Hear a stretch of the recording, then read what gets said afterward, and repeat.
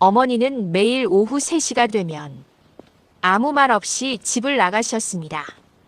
그런데 우리 엄마는 매일 똑같은 시간, 똑같은 길을 걸었습니다. 저는 어머니가 치매라고 생각했습니다. 그런데 그날 어머니를 미행하면서 제가 본 장면은 제 인생을 송두리째 뒤집었습니다. 어머니는 길을 헤매고 계신 게 아니었습니다. 어머니는 매일 오후 3시만 되면 아무 말 없이 집을 나가셨습니다. 엄마, 어디 가세요? 대답이 없었습니다. 신발을 거꾸로 신을 때도 있었고, 같은 말을 반복하실 때도 있었습니다. 저는 확신했습니다. 아, 엄마에게 치매가 왔구나. 그런데 어머니를 미행한 그날 제가 본 장면은 제 인생을 완전히 뒤집었습니다.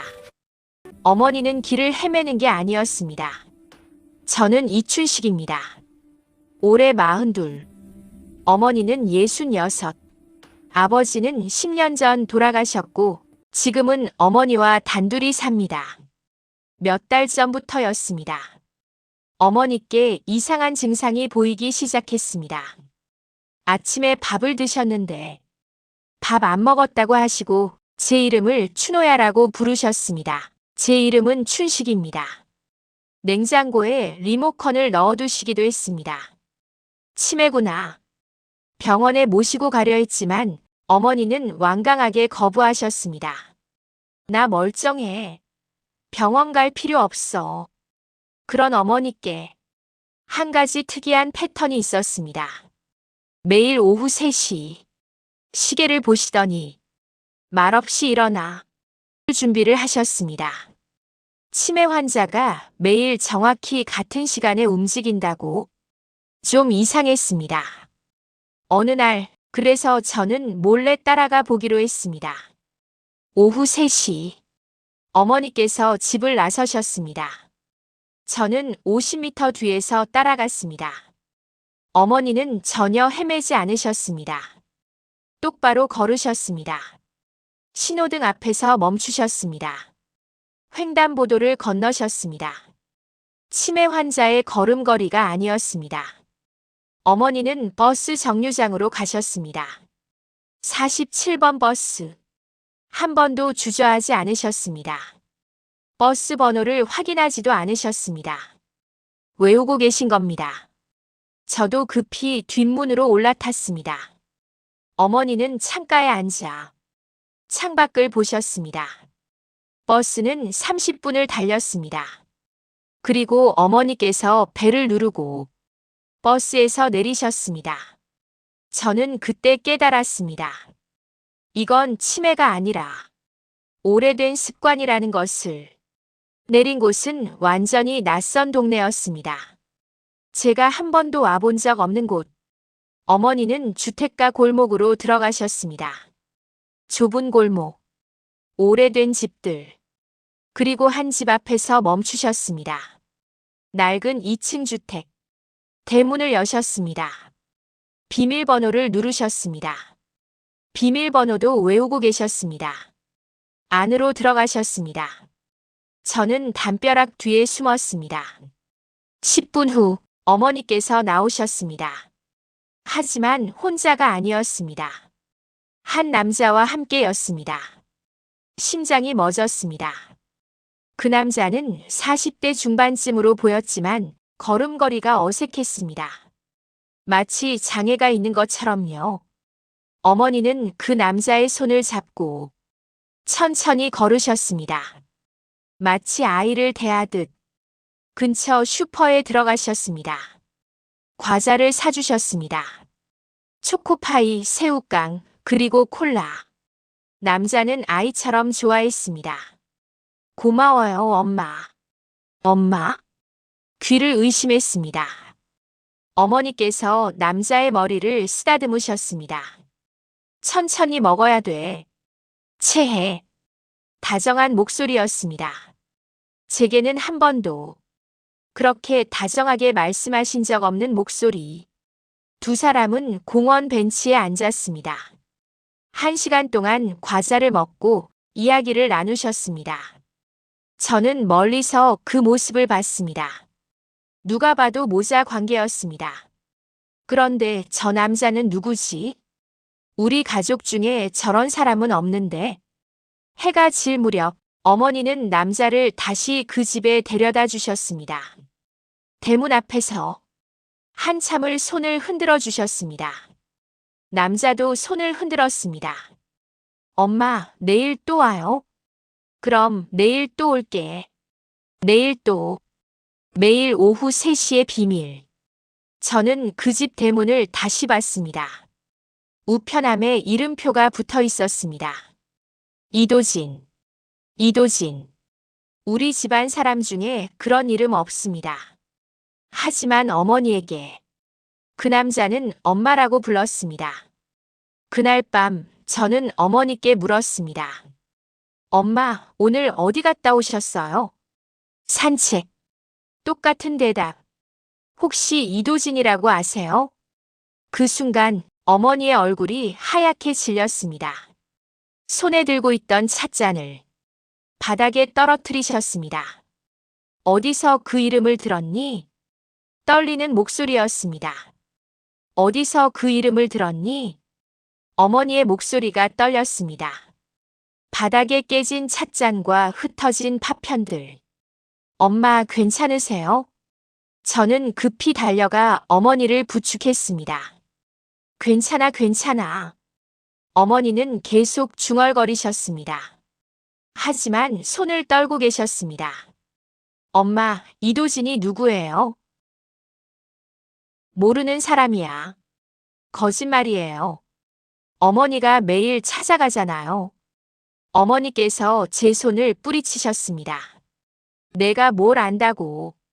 처음 보는 어머니의 모습이었습니다. 화를 내신 적 없는 분이 소리를 지르고 계셨습니다. 엄마, 내일에 간섭하지 마.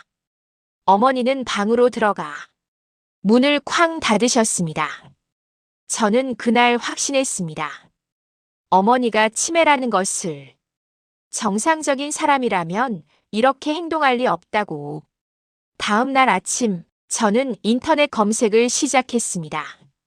치매 초기 증상, 치매 병원 추천, 요양원 비용, 치매 환자 돌보는 법. 클릭, 클릭, 클릭. 보호자 카페에 가입했습니다. 수많은 사연들이 올라와 있었습니다. 어머니가 집을 나가서 못 찾았어요. 아버지가 저를 알아보지 못합니다. 요양원 보내는 게 맞을까요? 모두 저와 같은 사람들이었습니다. 병원 예약을 잡았습니다. 신경과 다음 주 화요일 오전 10시. 약도 주문했습니다. 치매 예방약이라는 건강기능식품. 효과가 있을지 모르지만 안 하는 것보단 낫다고 생각했습니다. 그리고 요양원 팸플릿을 받았습니다. 월 300만 원. 한숨이 나왔습니다. 저는 이제 보호자가 되었습니다. 어머니의 딸이 아니라 어머니를 관리하는 사람. 며칠 후 어머니께서 또 외출하려 하셨습니다. 오후 3시. 엄마, 오늘은 집에 계세요. 왜? 그냥요.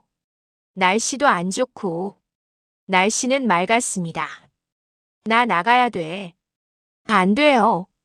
제 목소리가 커졌습니다. 엄마, 왜 말을 안 들어? 매일매일 어디 가는 거예요? 도대체 뭐 하러 가는 건데? 넌 몰라도 돼. 제가 보호자예요. 저도 알 권리가 있어요. 어머니는 저를 피해 현관으로 향하셨습니다. 저는 어머니 앞을 막아섰습니다. 안 돼요. 오늘은 못 가요. 비켜. 싫어요. 밀치고 당기고 42살의 딸과 66살 어머니의 처절한 신경전이었습니다. 결국 어머니께서 주저앉으셨습니다. 왜 이러니? 어머니가 우셨습니다. 저도 울었습니다. 저는 어머니를 지키려 했습니다. 하지만 어머니는 갇히고 있다고 느끼셨을 겁니다. 그날 저녁 어머니께서 제 방으로 오셨습니다. 춘식아, 네 엄마. 앉자. 어느 날 아침 어머니는 계시지 않았습니다. 평소보다 일찍 집을 나가신 겁니다. 식탁 위에 쪽지 하나. 미역국 데워 먹어라. 그게 전부였습니다. 시계를 봤습니다. 오전 11시. 어머니는 보통 오후 3시에 나가셨는데 오늘은 4시간이나 일찍 나가신 겁니다. 전화를 걸었습니다. 고객님의 전화기가 꺼져 있어. 휴대폰도 꺼져 있었습니다. 가슴이 철렁했습니다. 설마 가출?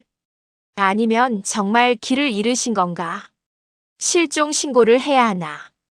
경찰서 전화번호를 찾고 있었습니다. 그때 현관문이 열렸습니다.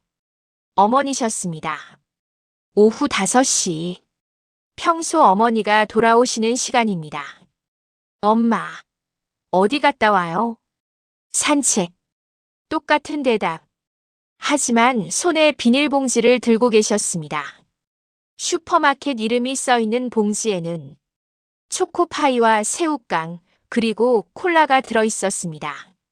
제가 전에 미행했을 때 그 남자에게 사주신 것과 똑같은 물건들이었습니다. 다음 날 저는 회사에 반차를 냈습니다. 오후 2시 30분. 저는 집 앞 골목에서 대기했습니다. 차 안에 숨어서 어머니를 기다렸습니다. 오후 3시 정각이 되자 어머니께서 집을 나오셨습니다. 가방을 메고 운동화를 신고 천천히 걸으셨습니다. 저는 50m 뒤에서 따라갔습니다. 어머니는 한 번도 뒤돌아보지 않으셨습니다. 치매 환자라면 불안해서 주변을 두리번거릴 텐데 어머니는 정면만 보고 걸으셨습니다. 보폭이 일정했습니다.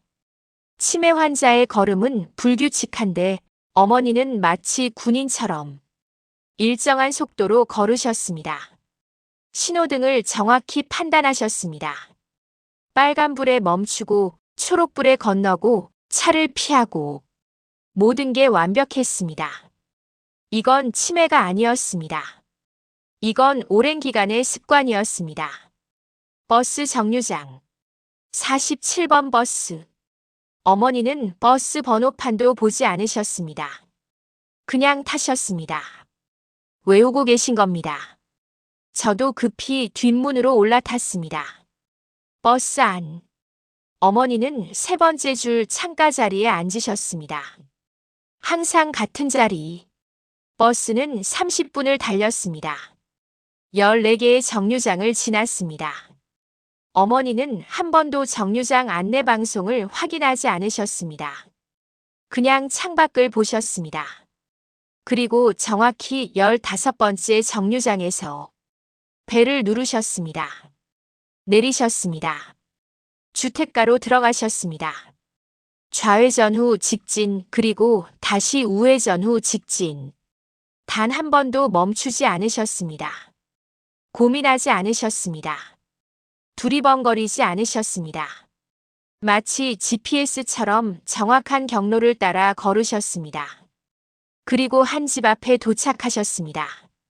낡은 2층 주택. 대문에 달린 비밀번호를 누르셨습니다. 딸깍. 문이 열렸습니다. 치매 환자가 비밀번호를 외우고 14개의 정류장을 세고 정확한 길을 찾을 수 있을까요? 저는 담 너머로 지켜봤습니다. 잠시 후 어머니께서 한 남자와 함께 나오셨습니다. 이도진. 40대 중반으로 보이는 남자. 하지만 행동은 어린아이 같았습니다. 엄마, 오늘 늦었어요. 미안해, 도진아. 버스가 좀 막혀서. 괜찮아요. 엄마 왔으니까. 남자가 어머니 손을 잡았습니다. 어머니는 웃으셨습니다. 제게는 한 번도 보여주신 적 없는 웃음. 두 사람은 슈퍼로 향했습니다. 똑같은 루틴. 똑같은 물건. 초코파이와 새우깡, 그리고 콜라. 그리고 공원으로 갔습니다.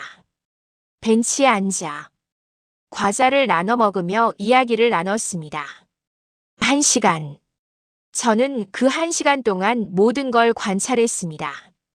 어머니의 표정, 남자의 반응, 두 사람의 대화. 그 순간 깨달았습니다. 이건 치매가 아니었습니다. 치매 환자는 40년 동안 같은 길을 갈 수 없습니다. 비밀번호를 외울 수 없습니다. 버스 정류장을 셀 수 없습니다. 어머니는 완벽하게 정상이셨습니다. 단지 저에게 말하지 않았을 뿐. 왜? 왜 숨기신 걸까? 여러분은 부모님이 오랫동안 숨기신 비밀을 우연히 알게 된 적 있으신가요? 이 이야기가 궁금하시다면 구독과 좋아요 부탁드려요. 해가 질 무렵 어머니는 도진을 집에 데려다 주셨습니다. 대문 앞에서 한참을 손을 흔들어 주셨습니다. 그리고 떠나셨습니다. 버스 정류장으로 향하는 어머니. 저는 그 집 앞에 남았습니다. 용기를 냈습니다. 딩동. 초인종을 눌렀습니다. 문이 열렸습니다. 그런데 한 할머니가 나오셨습니다. 60대 중반쯤으로 보였습니다. 누구세요? 저는 이춘식이라고 합니다. 할머니의 얼굴이 굳었습니다. 춘식이? 혹시 저희 어머니 아세요? 정이라고. 할머니의 눈이 커졌습니다. 정이 언니 딸. 심장이 뛰었습니다. 할머니는 우리 어머니를 알고 계셨습니다. 그것도 언니라고 부르셨습니다. 할머니는 저를 집 안으로 들어오라 하셨습니다. 낡은 거실과 오래된 가구들. 앉으세요. 감사합니다. 차 드릴게요. 할머니가 차를 준비하는 동안 저는 거실을 둘러봤습니다. 벽에 걸린 사진들. 도진의 사진. 어릴 때부터 지금까지. 그리고 그 옆에 어머니 사진도 있었습니다. 젊은 시절의 어머니. 도진과 함께 찍은 사진. 할머니가 차를 가져오셨습니다. 이모이시죠? 그래, 맞아. 나는 정의 언니 동생 김정숙이라고 한단다. 이모라고 불러도 돼. 정숙 이모. 어머니한테서 한 번도 들어본 적 없는 이름. 이모 도진이는 내 오빠야. 단도직입적인 대답이었습니다. 어머니한테 들었어요. 하지만 믿기지 않아서. 믿어도 돼. 이모가 사진첩을 꺼내셨습니다. 그리고 무언가를 펼쳐서 보여주셨습니다. 출생신고서. 이도진. 1983년 3월 15일생. 아버지 이철수, 어머니 김정희. 제 어머니 이름이 적혀 있었습니다. 도진이는 태어날 때부터 발달이 느렸어. 이모가 말씀하셨습니다. 언니는 키우고 싶어 했지만 내 아빠가 반대했지. 결국 5살 때 시설로 보냈어. 언니는 매주 찾아갔어. 비가 오나 눈이 오나. 20년 후 시설에서 나왔고 그때부터 내가 맡아서 키웠다. 언니는 그때부터 매일매일 우리 집으로 찾아왔어. 지금까지 매일. 어머니는 치매가 아니었습니다. 어머니는 40년 동안 단 하루도 빠짐없이 아들을 찾아간 것이었습니다. 이모. 눈물이 났습니다. 왜 어머니는 제게 한 번도 말씀 안 하신 걸까요? 이모가 한숨을 쉬셨습니다. 그건 내 아버지 때문이야. 아버지요? 응. 내 아버지는 도진이 존재 자체를 부정했어. 출생신고도 안 했어. 그리고 언니한테 약속 받았대. 절대 너한테 말하지 말라고. 가슴이 무너졌습니다. 아버지. 10년 전 돌아가신 아버지. 제가 존경했던 아버지가. 그런데요. 이모가 조심스럽게 말씀하셨습니다. 춘식아, 내 어머니가 요즘 많이 안 좋으시대. 예? 건강이 안 좋으신 것 같아. 자꾸 기침하시고 숨도 가쁘고. 병원은 안 가세요? 언니가 거부하셔. 병원 가면 도진이 못 만난다고. 그 순간 깨달았습니다. 어머니께서 왜 제가 예약한 병원을 거부하셨는지. 병원에 가면 매일의 루틴이 깨진다는 것. 도진이를 못 만난다는 것. 어머니에게는 건강보다 중요한 게 있었습니다. 바로 아들이었습니다. 춘씨가 사실은 정숙 이모가 망설이셨습니다. 내 어머니가 도진이만 보러 오시는 건 아니야. 예? 한 곳 더 가셔. 심장이 뛰었습니다. 어디요? 나도 정확히는 몰라. 하지만 언니가 도진이 만나고 나면 1시간 정도 더 어딘가 가셔. 최근에 그걸 알게 됐어. 도진이가 말했거든. 엄마가 나 만나고 또 어디 가셔라고. 이모가 걱정스러운 눈으로 저를 봤습니다. 춘씨가 내 어머니한테 뭔가 더 있는 것 같아. 더? 도진이로도 충격인데 더 있다고?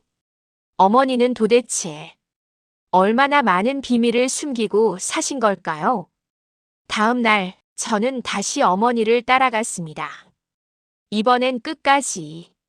오후 3시 47번 버스 15번째 정류장 도진이 집 1시간 동안 도진이와 시간을 보내셨습니다. 여기까지는 똑같았습니다.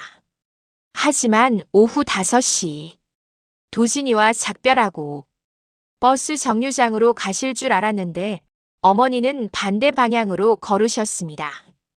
골목 안쪽으로, 더 깊숙한 곳으로. 주택가 끝이었습니다. 담벼락이 무너진 낡은 건물들 사이에 쓰레기가 쌓인 골목 근처. 그리고 어느 한 건물 앞에서 멈추셨습니다. 작은 단칸방. 2층 다세대 주택의 가장 구석진 방. 어머니께서 계단을 올라가셨습니다. 여기는 어디지? 여긴 도진이네보다 훨씬 낡은 곳이었습니다. 어머니께서 문을 두드리셨습니다. 똑똑똑. 안에서 소리가 들렸습니다. 누구세요? 어린 여자 목소리였습니다. 저예요. 어머니의 목소리에 안에서 문이 열렸습니다. 한 젊은 여자가 서 있었습니다. 30대 초반쯤으로 보이는 여성이었습니다. 하지만 얼굴이 창백했고 몸이 말라 있었습니다. 어머니 오셨어요? 어머니? 또 그 여자도 어머니를 어머니라고 불렀습니다. 어머니께서 안으로 들어가셨습니다. 저는 계단 아래에서 숨죽여 들었습니다. 오늘은 좀 어때? 괜찮아요. 약 먹었어요. 밥은? 아까 먹었어요. 거짓말 마. 냉장고 텅 비었잖아. 어머니의 목소리가 단호했습니다. 잠시 후 부엌에서 소리가 들렸습니다. 어머니께서 밥을 하고 계셨습니다. 어머니는 도진이를 만나고 이 여자를 돌보고 그제야 집으로 돌아오시는 거였습니다. 30분쯤이 지났을까 식사가 끝난 모양이었습니다. 어머니, 이러시면 안 돼요. 매일 오시면. 괜찮아. 나 할 일 없어. 춘식 씨는요? 제 이름이 나왔습니다. 걔는 몰라. 말씀 안 하신 거예요? 응. 왜요? 말하면 복잡해져. 어머니의 목소리가 작아졌습니다. 넌 그냥 내일만 생각해. 빨리 나아야지. 어머니. 여자가 우는 소리가 들렸습니다. 울지 마. 어머니께서 여자를 달래셨습니다. 다 괜찮을 거야. 내가 있잖아. 저는 계단에 주저앉았습니다.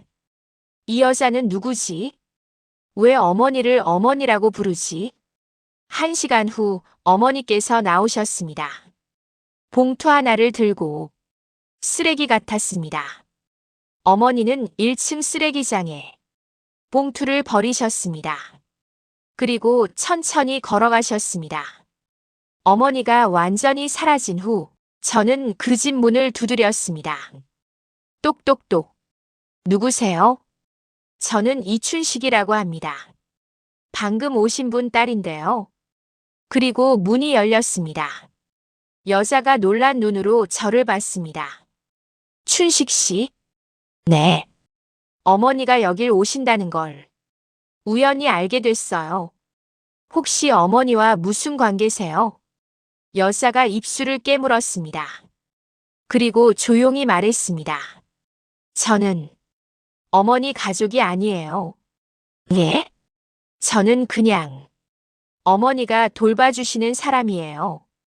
들어오세요. 여자가 문을 열어줬습니다. 좁은 방에 작은 싱크대와 낡은 침대, 그게 전부였습니다. 앉으세요. 감사합니다. 제 이름은 박수진이에요. 수진 씨 어머니를 어떻게 아세요? 수진이 잠시 망설이더니 말했습니다. 5년 전 제가 암 진단을 받았어요. 가슴이 철렁했습니다. 위암 3기. 수술을 받고 항암 치료를 받다가 돈이 다 떨어졌어요. 가족은요? 없어요. 혼자예요. 수진의 눈에 눈물이 고였습니다. 병원비 못 내서 치료를 중단했어요. 집도 없어서 여기 월세방에 있는데 이것도 밀려서. 그때 어머니를 만났어요. 병원 복도에 쓰러진 저를 발견하신 거예요. 그날부터 어머니가 저를 돌봐주셨어요. 수진이 말을 이었습니다. 병원비 내주시고 밥 해주시고 약도 사다 주시고. 5년 동안요? 네. 매일. 충격이었습니다. 어머니가 왜 그러셨을까요? 낯선 사람인데. 저도 여쭤봤어요. 왜 저를 도와주시냐고. 뭐라고 하셨어요? 수진이 눈물을 닦았습니다. 옛날에 내가 누군가를 지키지 못했어. 그래서 지금이라도 누군가를 지키고 싶어라고 하셨어요. 가슴이 무너졌습니다. 누군가를 지키지 못했다. 도진이? 아니면 다른 누군가? 어머니는 수진이 조심스럽게 말했습니다. 많이 아프신 것 같아요. 요즘 자꾸 기침하시고 숨도 가빠하시고 병원 가시래도 안 가세요. 시간 없다고만 하세요. 시간 없다. 그 말이 무슨 뜻일까? 저는 어머니의 하루를 정리했습니다. 오후 3시 집에서 출발. 오후 3시 30분 도진이 만남. 오후 5시 수진이 돌봄. 오후 6시 30분 집에 도착. 3시간 30분. 매일 3시간 30분 동안 어머니는 두 사람을 돌보셨습니다. 66세의 나이에. 그리고 그걸 도진 오빠를 40년 동안, 수진이를 5년 동안, 단 하루도 빠짐없이 집에 도착했습니다.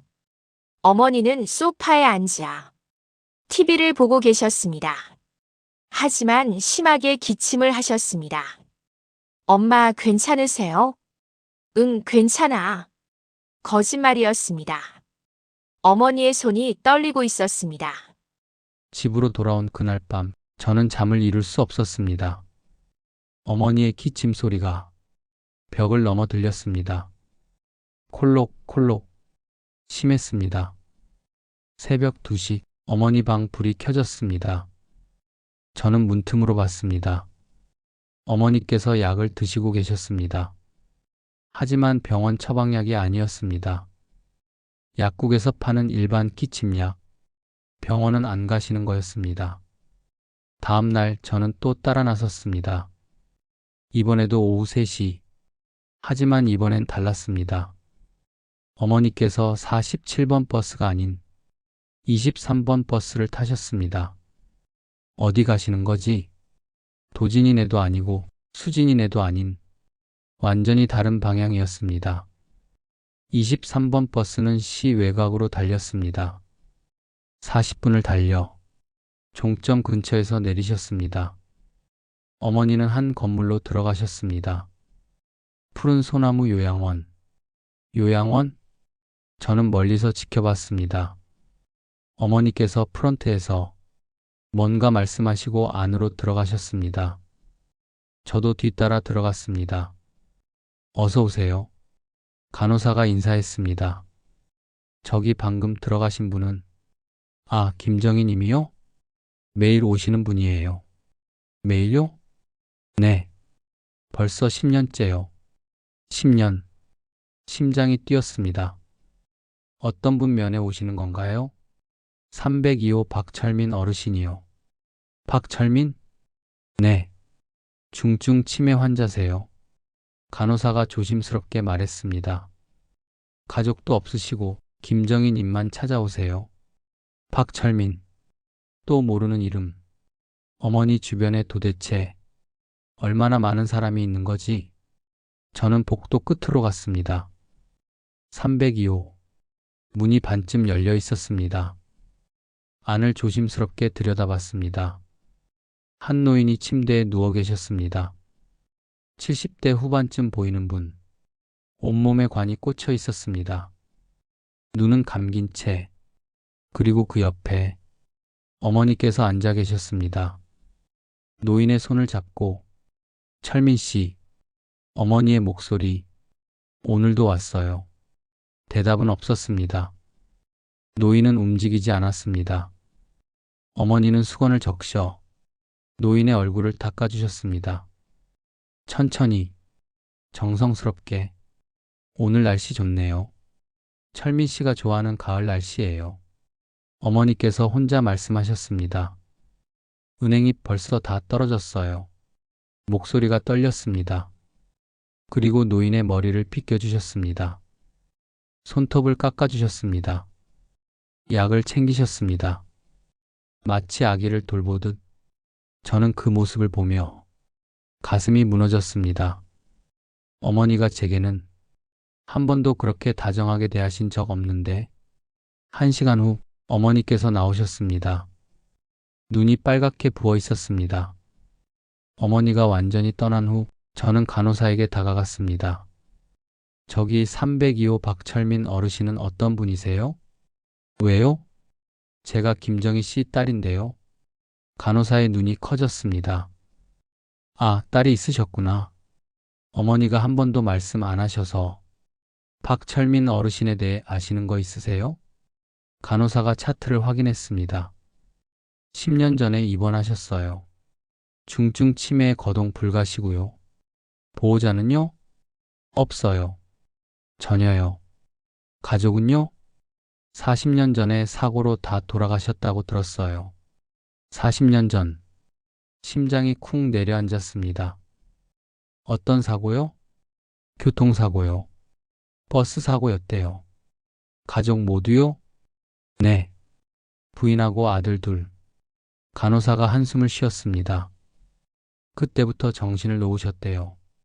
혼자 사시다가 치매 걸리고 10년 전에 여기 오셨죠. 비용은 누가? 김정희 님이 다 내세요. 요양비용, 병원비, 약값, 전부. 왜 엄마가요? 제가 물었습니다. 간호사가 고개를 저었습니다. 저도 몰라요. 혹시 친척 되시나 해서 여쭤봤는데 어머니가 그냥 아는 분이라고만 하셨어요. 아는 분. 40년 동안 돌보는 게 단순히 아는 분일까? 저는 302호로 다시 갔습니다. 노인을 봤습니다. 여의고 작은 몸, 하얀 머리에 주름진 얼굴. 하지만 뭔가 익숙한 느낌이 들었습니다. 어디서 본 것 같은데? 간호사에게 다시 물었습니다. 혹시 박철민 어르신 사진 옛날 거 있나요? 글쎄요, 찾아볼게요. 잠시 후 간호사가 파일을 가져왔습니다. 입원할 때 찍은 신원 사진이에요. 사진을 봤습니다. 10년 전 모습? 그래도 침대의 노인보다는 훨씬 젊어 보였습니다. 하지만 심장이 멎었습니다. 이 사람. 말이 나오지 않았습니다. 눈매, 코, 얼굴형. 저와 닮았습니다. 아니, 정확히는 돌아가신 아버지와 닮았습니다. 박철민 어르신, 전에 무슨 일 하셨어요? 제가 떨리는 목소리로 물었습니다. 버스 기사셨대요. 저는 그 자리에서 인터넷 검색을 시작했습니다. 1985년 버스 사고. 수많은 기사가 나왔습니다. 그 중 하나를 클릭했습니다. 1985년 3월 15일 고속버스 전복 사고 15명 사망. 기사를 읽었습니다. 박철민 씨 운전 버스 빗길 미끄러짐으로 전복. 승객 13명 사망.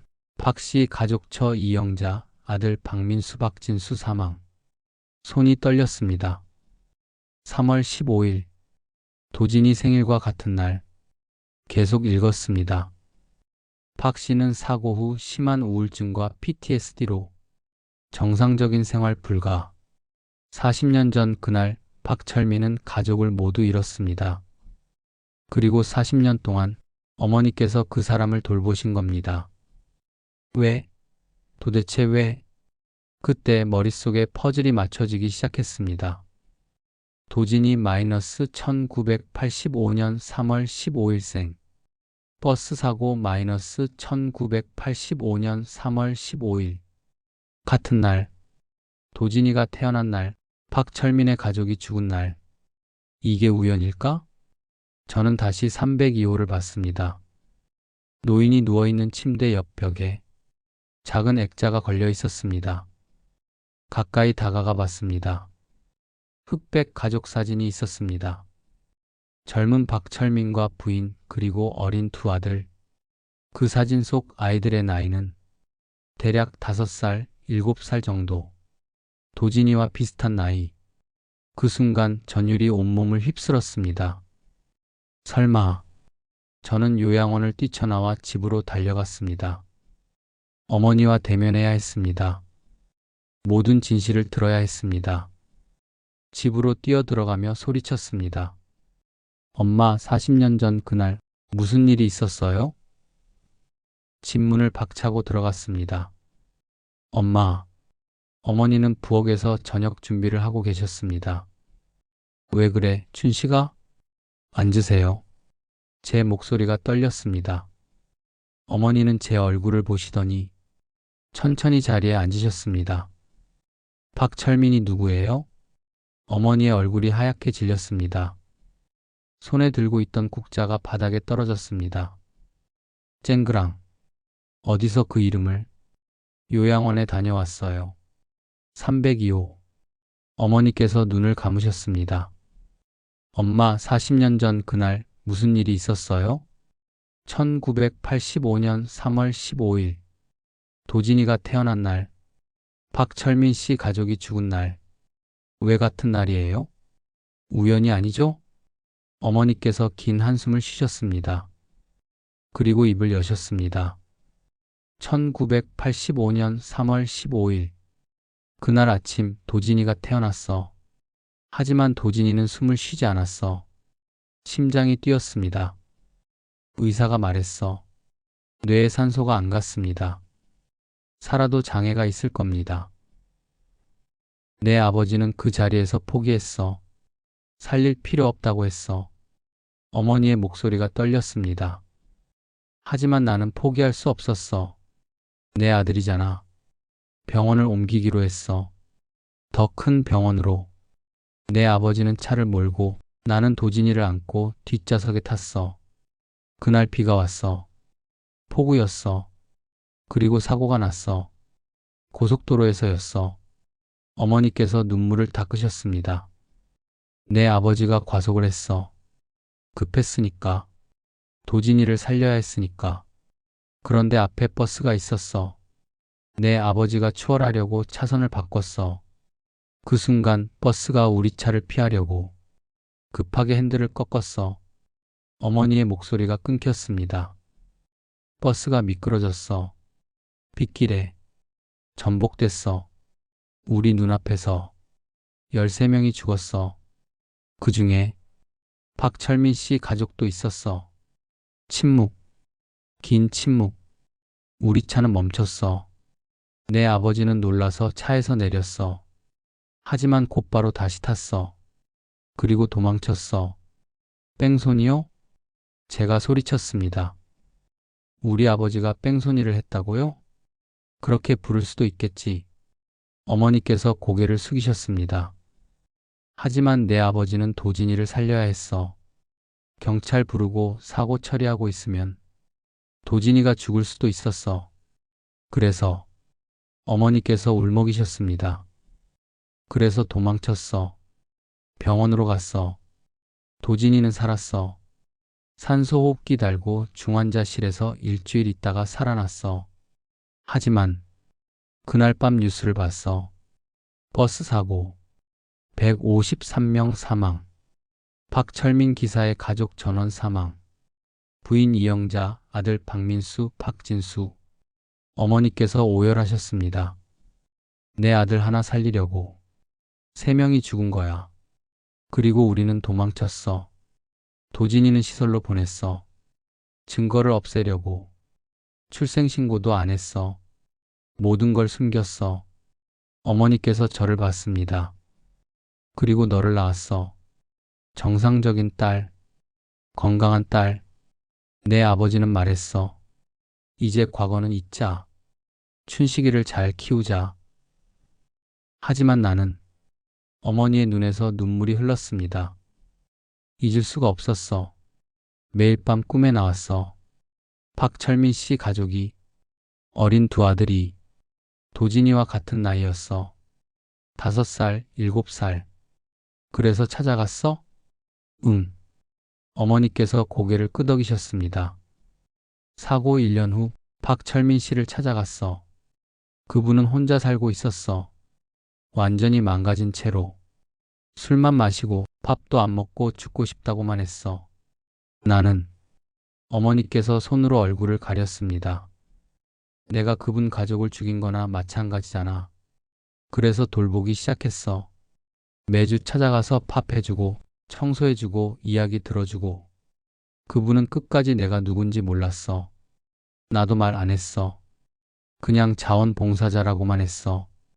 20년 후 그분이 치매 걸렸어. 요양원에 들어가셨고 나는 매일 찾아갔어. 10년째야. 그분은 아무것도 기억 못해. 나도 가족도 사고도. 하지만 나는 기억해. 매일 매 순간. 40년 동안 단 하루도 잊은 적 없어. 저는 아무 말도 할 수 없었습니다. 엄마, 미안해, 춘식아. 어머니께서 제 손을 잡으셨습니다. 내게 좋은 엄마 못 됐지. 항상 어딘가 가 있었고 너한테 집중 못했어. 하지만 어머니의 목소리가 떨렸습니다. 엄마는 도망칠 수가 없었어. 3사람을 죽게 한 사람이 행복하게 살 수는 없잖아. 눈물이 났습니다. 그래서 도진이도 수진이도 돌본 거예요? 응. 도진이는 내 죗값이야. 내가 살리려던 아들. 수진이는 내가 지키지 못한 박철민 씨 가족을 대신하는 거야. 살릴 수 있는 사람은 다 살리고 싶었어. 엄마, 그럼? 제가 떨리는 목소리로 물었습니다. 박철민 씨는 끝까지 모르시는 거예요? 엄마가 누군지? 응. 왜 말씀 안 하세요? 어머니께서 쓸쓸히 웃으셨습니다. 말하면 그분이 얼마나 괴로워하시겠어. 치매로 모든 걸 잊으신 게 그분한테는 축복이야. 나만 기억하면 돼. 나만 평생 짊어지고 가면 돼. 그때 어머니께서 심하게 기침하셨습니다. 콜록콜록 피가 섞여 나왔습니다. 엄마, 저는 급히 어머니를 부축했습니다. 병원 가야 돼요. 안 돼. 왜요? 박철민 씨, 수진이, 도진이. 내가 안 가면 어머니께서 쓰러지셨습니다. 119를 불렀습니다. 어머니는 의식을 잃으셨습니다. 그리고 저는 알았습니다. 시간이 얼마 남지 않았다는 것을. 어머니는 산소 마스크를 쓰고 침대에 누워 계셨습니다. 의사가 나왔습니다. 보호자 되시죠? 네, 딸입니다. 폐암 말기입니다. 머리가 하얘졌습니다. 뭐라고요? 이미 사기까지 진행됐어요. 전이도 됐고요. 언제부터였는지 최소 2년은 됐을 겁니다. 2년. 2년 동안 어머니는 알고 계셨던 겁니다. 왜 병원을 안 오셨을까요? 의사가 한숨을 쉬었습니다. 치료를 받으셨어도 완치는 어려웠을 겁니다. 하지만 항암하면 시간은 더 벌 수 있었는데 지금은요? 의사가 저를 봤습니다. 길어야 한 달입니다. 어머니는 자신의 시간이 얼마 남지 않았다는 걸 알고 더 열심히 세 사람을 돌보신 거였습니다. 다음 날 아침 어머니께서 눈을 뜨셨습니다. 엄마, 춘식아, 괜찮아요? 응. 어머니께서 제 손을 잡으셨습니다. 춘식아, 부탁이 있어. 말씀하세요. 도진이, 수진이, 박철민 씨. 어머니의 목소리가 가늘었습니다. 내가 못 가잖아. 대신 좀 가줄래? 엄마, 도진이는 매일 3시에 기다려. 안 가면 울어. 수진이는 약 먹어야 돼. 냉장고에 넣어뒀어. 박철민 씨는 손을 잡아줘. 그분 손이 차가우니까 눈물이 났습니다. 엄마가 가야죠.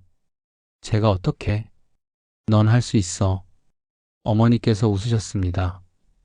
넌 엄마 딸이잖아. 그날부터 저는 어머니를 대신해 세 사람을 찾아갔습니다.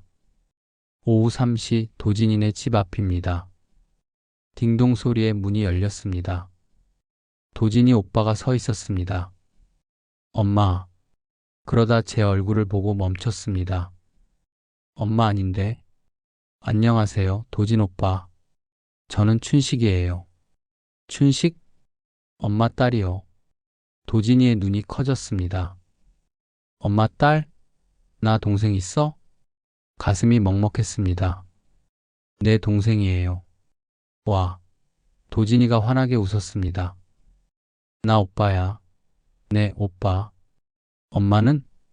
도진 오빠가 제 뒤를 봤습니다. 엄마는 아파서 못 오셨어요. 도진이의 표정이 어두워졌습니다. 엄마 아파? 네. 많이? 네. 도진이의 눈에 눈물이 고였습니다. 엄마 보고 싶어. 오빠, 엄마 보러 갈래요? 저는 수진이네 단칸방으로 갔습니다. 똑똑똑. 누구세요? 저 춘식이에요. 어머니 딸. 문이 열렸습니다.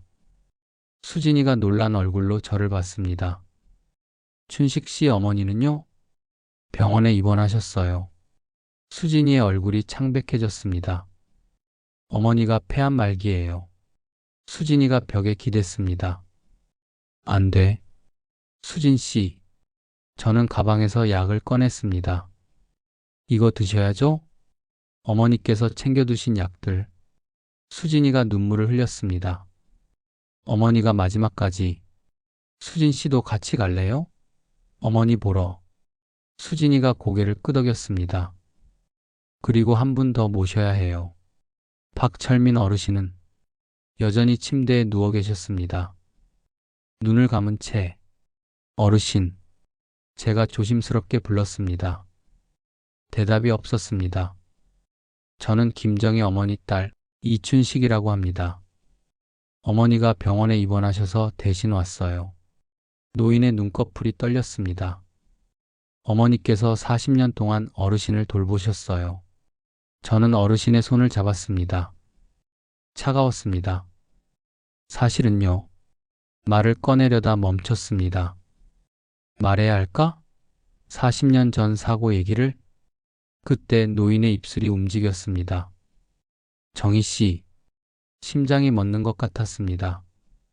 노인이 말을 하고 있었습니다. 저는 급히 간호사를 불렀습니다. 박철민 어르신이 말씀하셨어요. 예? 간호사도 놀랐습니다. 정희 씨라고. 간호사가 차트를 확인했습니다. 원래 말씀 못 하시는데 혹시 가끔 말씀하신 적 없어요? 간호사가 생각하더니 말했습니다. 한 번 있었어요. 언제요? 6개월 전쯤. 김정희님 오셨을 때요. 뭐라고 하셨어요? 미안해라고 하셨어요. 미안해? 그게 무슨 뜻일까요? 간호사가 고개를 저었습니다. 모르겠어요. 근데 김정희 님이 그 말 듣고 많이 우셨어요. 그날 저는 세 사람을 모두 만났습니다. 도진 오빠, 수진이, 그리고 박철민 어르신, 어머니께서 40년 동안 목숨처럼 지켜온 사람들, 그리고 결심했습니다. 이 세 사람을 병원으로 모셔야겠다고, 어머니를 만나게 해드려야겠다고. 다음 날 저는 정숙 이모에게 연락했습니다. 이모, 도진 오빠 좀 모셔다 주실 수 있어요? 수진이에게도 전화했습니다. 내일 병원으로 와주실 수 있어요? 요양원에도 허락을 받았습니다.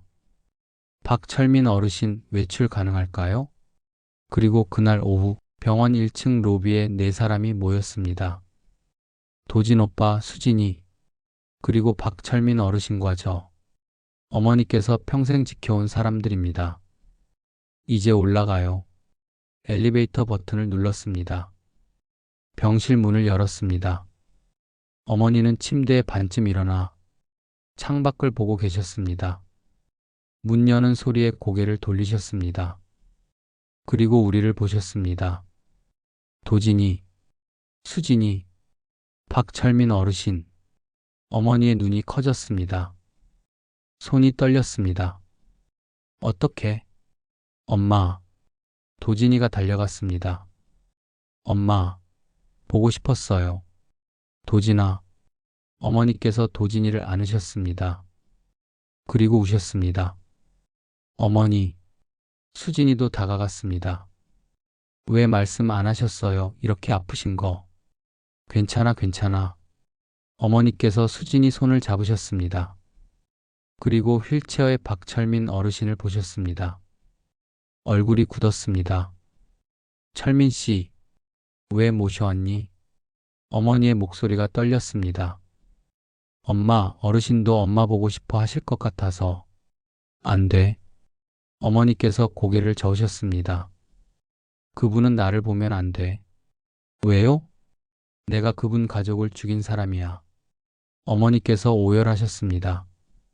그때였습니다. 박철민 어르신의 손이 움직였습니다. 천천히, 떨리면서 입술이 열렸습니다. 정희 씨, 어머니께서 얼어붙으셨습니다. 알고 있었어요. 심장이 멎었습니다. 뭐라고요? 제가 물었습니다. 박철민 어르신의 눈에서 눈물이 흘렀습니다. 40년 전, 그날, 당신 내 차를 봤어요. 어머니께서 손으로 입을 막으셨습니다. 번호판을 기억했어요. 하지만 신고를 안 했어요. 왜 안 하셨어요? 어머니께서 울며 물으셨습니다. 박철민 어르신이 말을 이었습니다. 당신 차에 아기가 있었어요. 울고 있었죠. 죽어가는 아기. 어머니께서 온몸을 떨었습니다. 나도 아버지였어요. 내 아들들도 그날 죽었어요. 하지만 박철민 어르신이 어머니를 봤습니다. 당신 아들이라도 살려야 한다고 생각했어요. 하나이라도 살아야 한다고. 그래서 신고 안 했어요. 대신 당신이 평생 속죄하며 살 거라는 걸 알았어요. 박철민 어르신이 미소 지었습니다. 40년 동안 당신이 날 돌봐줬죠. 나 치매 걸린 척 했어요. 당신이 편하게 돌볼 수 있도록. 미안해요. 미안해요. 어머니께서 박철민 어르신 앞에 무릎 꿇으셨습니다. 일어나세요. 박철민 어르신이 말했습니다. 당신은 잘못 없어요. 그냥 사고였어요. 그리고 당신은 40년 동안 갚았어요. 어르신이 어머니 손을 잡았습니다. 이제 그만 괴로워하세요. 당신 아들이 잘 컸어요. 도진이를 봤습니다. 도진이는 착한 아이가 됐어요. 도진이가 울었습니다. 그리고 수진이를 살려줬어요. 수진이도 울었습니다. 당신은 세 사람을 살렸어요. 내 가족 셋은 죽었지만 새로운 가족 셋을 살렸어요. 박철민 어르신이 웃었습니다. 이제 그만 스스로를 용서하세요. 어머니께서 네 사람을 봤습니다. 엄마 덕분에 가족이 생겼어요. 도진이가 말했습니다. 동생도 생기고 이모님도 생기고 할아버지도 생겼어요. 수진이가 말했습니다. 어머니 덕분에 저 살았어요. 치료도 받고 희망도 생겼어요. 박철민 어르신이 말했습니다. 당신 덕분에 마지막까지 행복했어요. 저도 말했습니다. 엄마, 이제 알았어요. 엄마가 왜 매일 삼시에 나가셨는지. 그게 엄마의 삶이었구나. 어머니께서 웃으셨습니다. 나, 잘 살았지? 네, 엄마. 정말 잘 사셨어요. 3개월 후 어머니는 우리 곁을 떠나셨습니다. 장례식장에는 많은 사람이 왔습니다. 도진이와 수진이, 박철민 어르신과 정숙 이모, 그리고 어머니께서 몰래 도우셨던 수많은 사람들. 저는 그때 알았습니다. 어머니께서 얼마나 많은 사람을 살리셨는지. 저는 지금도 매일 오후 3시가 되면 집을 나갑니다. 어머니처럼 도진 오빠를 만나러 갑니다. 그리고 수진이를 찾아가 약을 챙겨줍니다. 박철민 어르신을 뵙고 손을 잡아드립니다. 그리고 깨달았습니다. 이것이 사랑이라는 것을, 이것은 속죄가 아니라 삶이었다는 것을. 어머니는 치매가 아니었습니다. 어머니는 누구보다 또렷하게 살아계셨습니다. 매일 오후 3시 세 사람을 살리시며 어머니의 비밀은 부끄러운 과거가 아니었습니다. 그건 40년간의 용서, 사랑, 삶이었습니다. 매일 오후 3시 어머니는 사라지는 게 아니라 누군가의 삶 속으로 들어가고 계셨던 겁니다. 그리고 지금 저도 그 길을 걷고 있습니다. 매일 오후 3시 어머니께서 걸으신 그 길을 아마 여러분의 부모님도 숨겨온 삶이 있을지 모릅니다. 그게 부끄러운 과거일 수도 아름다운 비밀일 수도 있습니다. 한 번쯤 부모님의 이야기를 들어보시는 건 어떨까요? 이 이야기가 감동이었다면 구독과 좋아요 부탁드려요. 다음 이야기를 만드는 힘이 됩니다.